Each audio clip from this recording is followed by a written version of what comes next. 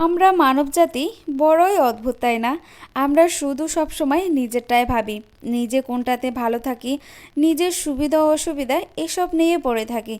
একবারের জন্যও ভাবি না যে এটাতে অন্য একটা মানুষের উপকার হতে পারে, অন্য একটা মানুষের সুবিধা হতে পারে। আসসালামু আলাইকুম। গত 9 তারিখে আমি স্বপ্নে গিয়েছিলাম, আর সেখান থেকে কি কি নিয়েছি এটা তো তোমাদের সাথে শেয়ার করাই হয়নি, তাই ভাবলাম যে আজকে তোমাদের সাথে শেয়ার করি।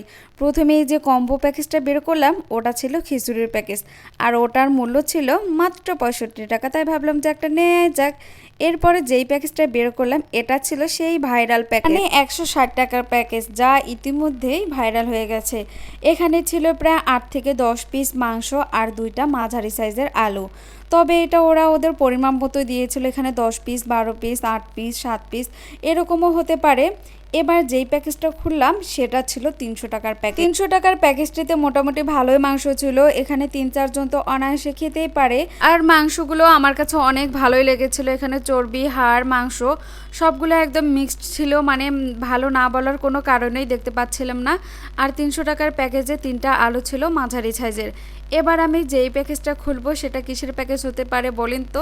হ্যাঁ, এটা ছিল ইলিশ মাছের প্যাকেজ। এই ইলিশ মাছটার দাম নিয়েছিল মাত্র 260 টাকা। কয়েকদিন আগে আমি বাজার থেকে এই সাইজের ইলিশ মাছ নিয়েছিলাম 400 টাকা দিয়ে, এখানে দেখলাম 260 টাকা, তাই ভাবলাম যে নিয়েই নেই।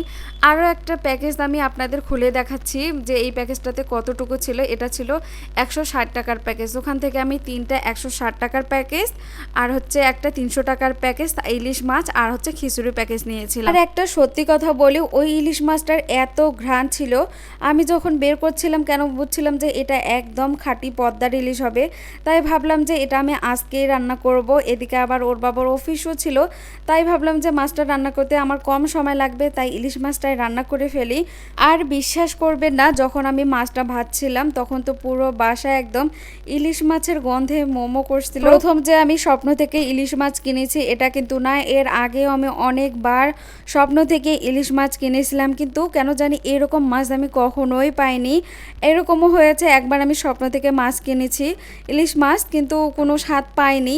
কিন্তু এইবার যে এতটা স্বাদ পাবো মাত্র 260 টাকার ইলিশ কিনে, তা কখনোই আমি ভাবতে পারিনি। আমার তো কচুরমুখী দিয়ে ইলিশ মাছ খেতে খুবই ভালো লাগে, তাই ভাবলাম যে আজকেও একটু কচুরমুখী দিয়ে ইলিশ মাছ রান্না করি। আর এই কচুরমুখীগুলো গ্রাম থেকে পাঠিয়েছিল, তেও কিন্তু অনেক ভালো হয়, যেহেতু ইলিশ মাছটার অনেক স্বাদ, আবার কচুরমুখীগুলো খেতেই ভালো লাগে। তাহলে যদি 2টা একসাথে রান্না করি তাহলে তো অনেক মজার হবে, তার জন্য আবার কচুরমুখী দিয়ে রান্না করলাম। খাওয়ার পর তো ইলিশ মাছের তরকারিটা অনেক সুস্বাদু হয়েছিল, আর মাছের কথা কি বলবো, এক কথায় অসাধারণ ছিল। স্বপ্নের এই উদ্যোগটা কিন্তু আমার কাছে অনেক ভালো লেগেছে।